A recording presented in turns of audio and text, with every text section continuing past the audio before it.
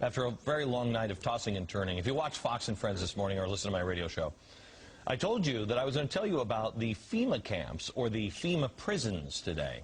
This is something that I snapped on the air because somebody called me up and said, why don't you talk about the FEMA prisons? And I said, can we just settle the FEMA prison thing?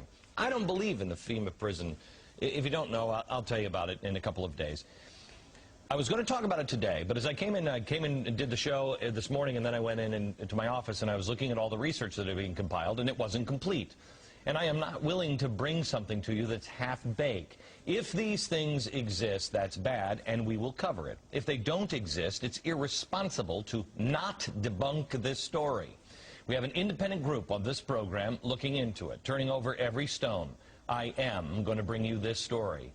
This program is not beholden. This is going to drive the conspiracy theorists crazy. Let me out of this.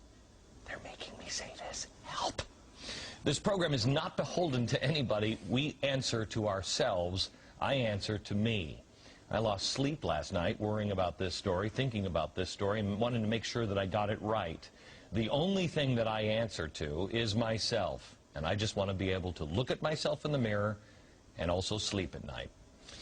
The media covers lots of stories, but I don't think they ever put the pieces of them together. I mean, they just never ever know what anything means. All of the news is connected. It fits together. It fits together like a puzzle, and I want to show you tonight what it means. Trolling things. Joining me now is Congressman Ron Paul. Hello, Congressman. How are you, sir? Hello, Glenn. Good to be with you. Good to be with you. First of all, on the FEMA prison thing, I know we've been in contact with your office, and we would appreciate any help that you have. I want to make sure we're turning over every stone on anything, because there's a lot of crazy stuff that is being said about these things, and I appreciate you talking to us, and we'll be in touch with you again, because I want to make sure that we have everything that you might be concerned with as well. Will you help us on that, sir? I don't think all the answers are in. You're concerned that there might be setting up these camps that verge on concentration camps. There's no evidence that I can find that they're actually set up.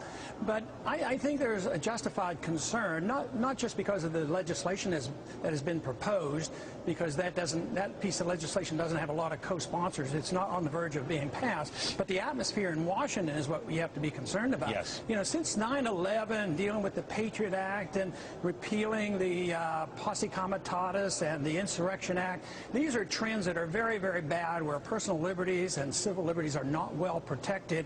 And FEMA is already very, very powerful, and they overrule when they go in on emergencies. So in some ways, they can accomplish what you might be thinking about setting up camps.